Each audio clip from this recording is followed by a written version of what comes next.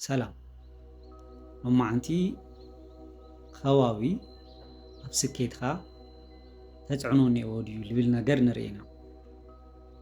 ተቀዳማይ ቦታ እዩ። እስኻ ትነብረሉ ቦታ ኣብ ሂወትካ ተፅዕኖ እኒአዎ ድዩ? ለምሳሌ እሕና ኣብ ትግራይ ኢና ንነብር። ትግራይ ጦርነት ዝውረየላ ዓዲ እያ። ሰላም ዘይብላ ዓዲ እያ። ብኢኮኖሚ ብጣዕሚ ዝደቀቀት ክልል እያ። ኣብ ትግራይ ኮንካ ስኬት ይግነ ዶ? እትነብረሉ ቦታ ለስኬትካ ፅዕንቶ ከም ዝፈጥር ምንም ዘጠራጥር ነገር የብሉ።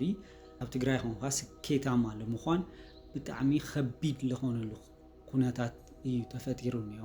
በተለይ ሓዱሽ ንኡሽተይ ቢዝነሳት ከፊትካ ዝዓበካ ክትከድ ዘቸግር ኩነታት እዩ ተፈጢሩ እኒኦ። ስለዚ ቦታታት ኣብ ስኬትካ ናይ ባዕሎም ፅዕንቶ ከም ዘለዎ ትግራይ ሓደ መርአይቲ እያ። ነገር ግን ኣብቲ ቦታ ኮይኖም ለለ ስኬት ዘምፅኡ ሰባት እኒአው።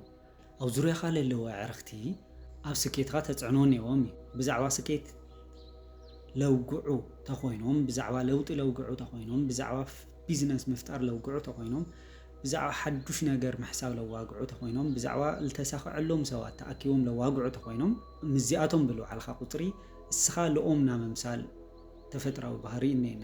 እሱ ለለ ላብቲ ስኬትካ ላብቲ ልትስራሕካ ክትገብሮ ዝደለካ ነገር ግብኣት ስለዝኮነካ ምዚኦም እንድሕር ትውዕል ኮንካ ስኬት ክመፅእ ይኽእል እዩ።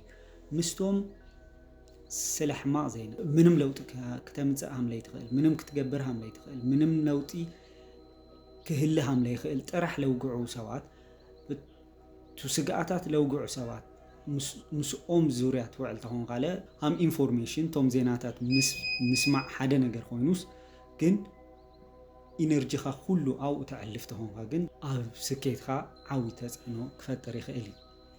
ካሊእ ትሪኦም ነገራት እዩ። እንታይ ዓይነት ፊልሚ ኢኻ ትፈትይ? ና ወንጀል ና ስርቂ ና ኣክሽን ስቁኢሎም ዝቀጣቀጡ ሰባት ምናምን ዲኻ ትርኢ ወይስ ሂወቶም ዘሳክዑ ዶክመንተሪ ፊልምታት ፖድካስታት ኣብ ሂወቶም ዓብይ ለውጢ ሰባት ለምፅኡ ሰባት ኢኻ ትርኢ? ዓይነት ደርፊ ኢኻ ትሰምዕ? ብጣዕሚ ረብሻ ዘለዎም ፅልኢ ዘለዎም ባዕልካ ንባዕልካ ምባኣስ ዘለዎም ደርፍታት ዲኻ ትሰምዕ ወይስ ካብ ድኽነት ናብ ስኬት ከም ዝበፅሑ ዘርኢ ደርፍታት ኢኻ ትሰምዕ? እዚ ንባዕሉ ኣብ ስኬትካ ዓብይ ተፅዕኖ እኒአዎ። እቲ ሕማቅ ነገራት እንድሕር ትርኢ ኮንካ ንሂወትካ ሓዱሽ ተስፋ ዝህብ ነገር ስለዘይብሉ ብዙሕ ለውጢ ኣይተምፅእ። ኣብ ስራሕካ ኣብ ፃዕርካ ብዙሕ ስኬት ንከይተግኒ ዝኽልክል ኢነርጂ ሒዝካ እኒአካ ማለት እዩ። እንድሕር ቆንጆ ፖድካስት ዶክመንተሪታት ሂወትካ ዝቅይሩ ፊልምታት እንድሕር ተትኩር ኮንካ ልስኬትካ ግብኣት ዝኮኑ ነገራት ስለተግኒ ተስፋ ስለዝኮኑካ ልስኬት ዝቀረብካ ክትኮን ይገብር። ካሊእ ከባቢካ ትግምግም ዶ? ዘለኻዮ ቦታ ታእዩ ዝጠልብ ታእዩ ዝኮነ ኣሎ እንታይ ዓይነት ክፍተት እኒአዎ እንታይ ክገብር እኒአኒ ኢልካ ከባቢካ ተፅንዖ ዶ? ከባቢካ ትሪኦ ዝልመፅእ ኣሎ ነገር ወይ ዝክመፅእ እዩ ኢልካ ትግምቶ ነገር ታእዩ ኢልካ ግዜ ሂብካ ንምሕሳብ ትሙክር ዶ? እዚ ምስቲ ልመፅእ ኣሎ ምስቲ ክገጥመካ ዝኽእል ችግራትና ጥቕምታት ተዘጋጅካ ትፀንሕ ሞ ልቲ ኣብ ከባቢካ ዝፍጠርሎ ነገራት ስዒርካ ንምውፃእ ስለዝጠቕመካ እቲ ከባቢካ ንምግምጋም ትሙክር ዶ? ከባቢካ እንድሕር ትግምግም ኮንካ ንባዕልካ ኣብ ምንታይ ጠጠው ኣቢልካ ከም ትፀንሕ ስለዘፍልጠካ ከባቢካ ምግምጋም። ካሊእ ሶሻል ሚድያ ሓደ ዲጂታል ከባቢና እዩ። ብዙሕ ግዜና ኣብ ሶሻል ሚድያ ኢና ነጥፍእ። ኣብ ምንታይ ኢና ግዜና ነሕልፎ?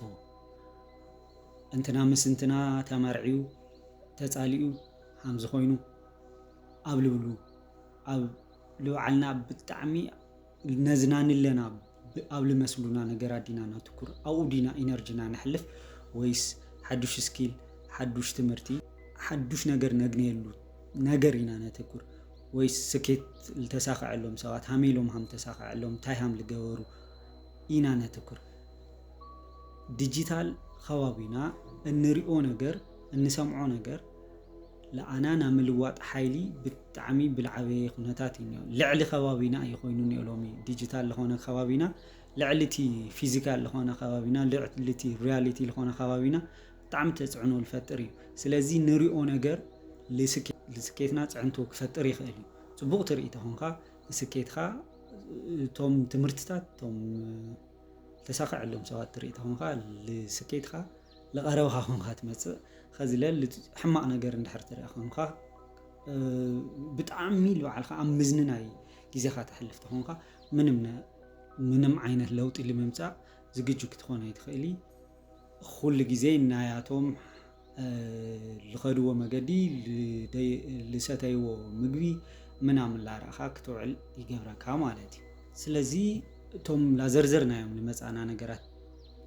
እቶም ሕማቕ ነገራት ብምሕዳግ እቶም ፅቡቃት ነገራት ብምግባር ልስኬትና ዝቐረብና ሰባት ክንኾን ይገብረና ኣብ መፅሓፍ ቅዱስ ኢየሱስ ክርስቶስ ታይ ሓደ ምሳሌ ሂቡ ነይሩ ኣብ ደረቕ ኣብ ኮኩሕል ተደብረየ ዘርእና ኣብ ልሙዕ መሬት ዝተደብረየ ዘርኢ ኢሉ ሓደ ምሳሌ ኣቕሪቡ ነይሩ እቶ ኣብ ልሙዕ ዝተዘርአ ፅቡቕ ኣውቂሉ ኣብ ኮኩሕል ተዘርአ ግን ኣየውቀለ እዚ ትዘርኢ እንተይኮነስ ትልዓረፈሉ ቦታ እዩ ልትዘርኢ ከውቅል ልከይውቅል ገይርዎ ስለዚ እሕና ለለናዮ ቦታ ልፃዕርና ፍረ ክህልወና ፍረ ልከይህልዮ ብጣዕሚ ፅዕንቶ ይሕድር እዩ ስለዚ ከባቢና ብደንቢ ብምፅራይ ላፍቲ ንደልዮ ስኬት ንምብፃሕ እቶም ዓንቶ ዝጠቐስናዮም ነገራት ምግባር ከድሊ እዩ እዚ ቪድዮ እዚ የድልዮ እዩ ትብሉ ዓርክኹም ተሃልዩ ሼር ገበሩሉ ላይክ ገበሩ ሰብስክራይብ ገበሩ ሓሳብ ኣስተያየትኩም ሃውኒ ሓዱሽ ጀማሪ ስለዝኾንኩ ሓሳብ ኣስተያየትኩም ብጣዕሚ ከበርትዐኒ ዝኽእል ሶ ታንኪዩ ይቐኒየለይ